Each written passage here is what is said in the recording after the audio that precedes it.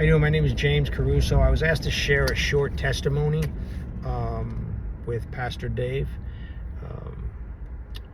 I just don't have enough time to share my entire testimony, but I will share why Church by the Glades is so significant to me and to my family, and how God used Church by the Glades to not only bring about salvation into my life, but into the life of my sisters, my niece and my nephew, my mother, my sister Danielle, my wife.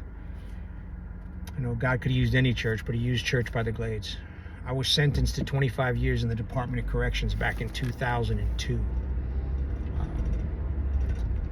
When I first got to prison, I'd like to say that my life changed immediately, but it didn't. It still took me some more bad decisions and bumps on the head to finally decide that I've had enough. I needed to surrender. I needed a change. So about a year and a half in, that's when it started. I began to seek out God, and I bumped into God in prison. He's everywhere, so what better place? And I began to cry out to God, seek God. And of course, one of the first prayers I asked for was, God, get me out of prison.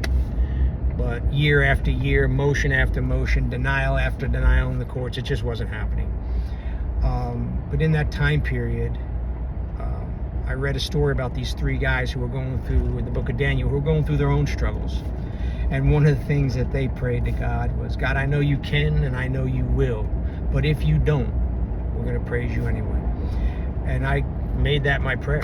I said, God, I know you can, I know you will deliver me from prison, but if you don't, I'm going to serve you anyway. I ask you to keep me healthy and strong to endure the rest of this sentence, and I'll worship you when I get on the street. And I'll continue that when I'm free. Anyway, still it wasn't happening. I began to pray more for my family and their needs. And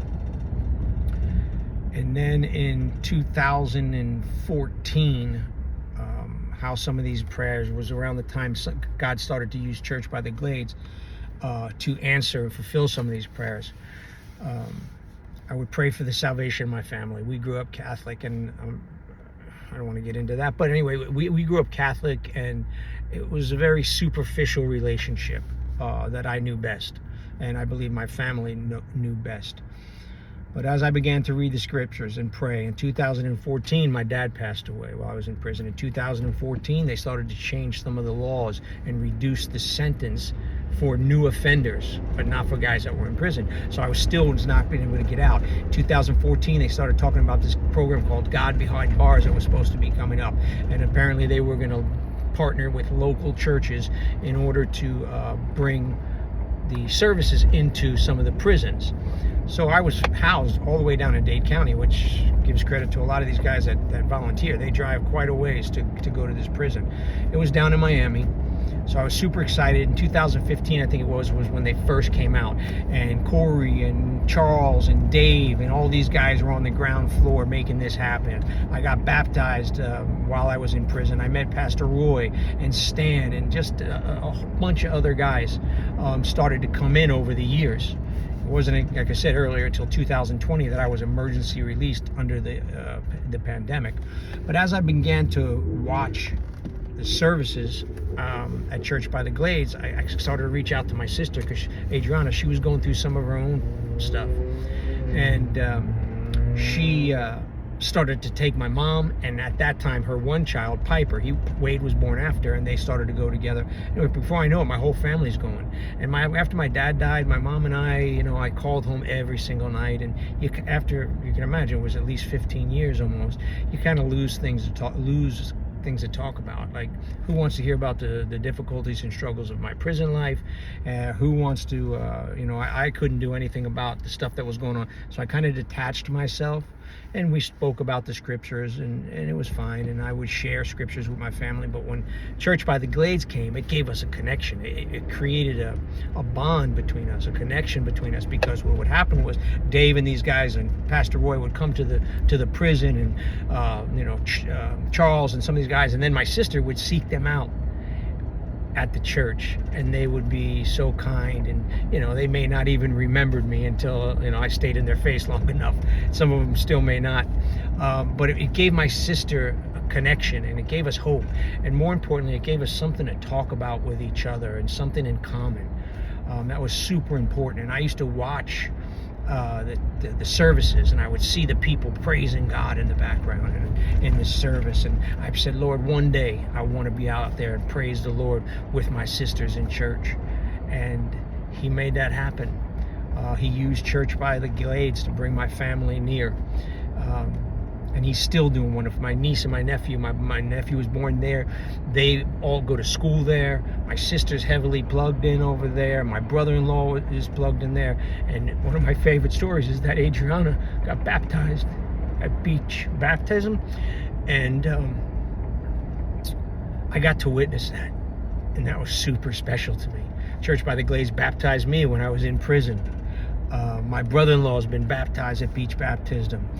I took my current wife on our first date, Saturday night service at Church by the Glades. I asked her to marry me at Church by the Glades. And I'm currently married now. I would have never thought that when I was in prison that these things were going to happen. I would have never thought that God was going to use Church by the Glades to make a lot of these things happen. But He did. The only prayer I'm still waiting on is that my brother will show up one day. And anyway, come to worship with us at Church by the Glades. I can't thank you guys enough for what you did. God has restored things to me that I never thought He would. One of the reasons the prison life, the recidivism is so high in the Department of Corrections, because guys don't have meaningful employment, especially after so many years when they get out. But God had blessed me early on in my relationship, which is another testimony, to start working in the maintenance department. And anyway, I said, God, I just need this amount of money, and I threw a number out there, and I used to declare that all the time, year after year. This is what I need. God has tripled that, what I asked for, and it's just amazing to me how good God is. One of my favorite songs is a song called Mercy, and it says, I'm living proof of what the mercy of God can do. That if you knew me then, you'd believe me now. He's turned my whole life upside down, and I'm alive to tell the story. So I thank God every day that He's made this happen. Anyway, 2020 I was released. Emergency release is what it was called. For some reason, Broward County decided to, during the COVID and stuff, to start releasing prisoners. Some of the same motions and the same arguments that I made from 2014 until that day were getting denied. God allowed the prosecutors, He touched the heart of the prosecutors in Broward County to start releasing some drug offenders, and I was one of them. Needless to say, the first place I went was Church by the Glades. I was supposed to do another 4.5 years, but God had mercy, and He restored to me tenfold from what the locusts have eaten, so to speak. He gave me opportunities I never thought. So one of the first places I go, Church by the Glades. I get out, and who do I meet? Dave. He's there. Dave's there. I meet Oscar for the first time, and in prison they used to tell us, when you guys get out, we got these bags for you, and they're supposed to have like toiletries and different things and Bible things to help you get started, to make it just a little bit easier for you. As a matter of fact, I have my bag right next to me right now. It's my now gym bag, No Perfect People Allowed, which is perfect for me because I'm far from it. But the cool part, the funny part of that story is, so I tell Dave, hey, I'm here for my bag, man. I'm here for my blue socks, my fuzzy socks. So that was always a long-standing joke in prison, because they was, you got some fuzzy socks in there, and they would tell us the kind of stuff that was in there. So Dave and Oscar, they go searching the church. The place is empty. It's middle of COVID.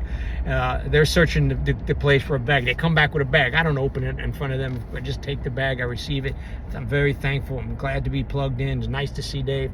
I take the bag home. I open it up. It's one of the ones for the women's prison, and inside had a bunch of female hygiene products, we'll say, but it did have the fuzzy socks, and they were blue, so it was perfect for me. The bag itself was just wonderful, and it had Snickers, which was one of my favorite candies, inside, and some other things, of course. But the bag wasn't the significant part. The fact that I was able to, I never thought I would get the bag. The fact that God brought me home early, brought my family to there. They served the Lord there. My family couldn't be stronger because of it. Church by the Glades is just amazing. I currently worship mostly at Fort Lauderdale because Church by the Glades is a lot further from where I live now. But my sister still goes Saturday service, and we still take my mom down there, and we're just plugged in. I can't wait for my wife's getting ready to get baptized soon. I can't wait to witness. I can't say enough for what God has done for me and the role that Church by the Glades has played in my life and in the life of my family. So I'm waiting for one more prayer, and that's to get my brother there. So if you can, pray for that one day God will soften his heart enough and allow him to come in and receive God's grace and God's mercy. So I just thank you guys. I can't stop thanking you guys for what you've done and for what you're doing. God says that the labor of love is not in vain, and that it's a good thing to visit the prisoners. So keep up the good work. And I want you to know that your labor of love, some of you guys that came down there may not even remember me, but your labor of love is not in vain.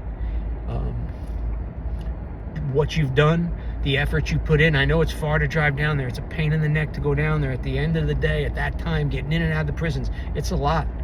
It's a lot. I've visited people since I've been out, and to go through that process, it's almost degrading.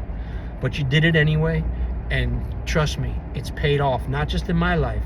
I can share testimonies of you with other guys that you've touched that are still watching it to this day. My buddy Jose, he's going to come out one day. One of our prayers together is that his daughter will worship in the same house with us, all of us together, with him and my sisters at Church by the Glades. And that's going to come to pass one day as well. So keep up the good work, and know that even though sometimes you may not think that you're having an effect on people's lives, you're having a huge effect. So I love you guys, and I just look forward to worshiping all the time and forevermore with you guys. So thank you.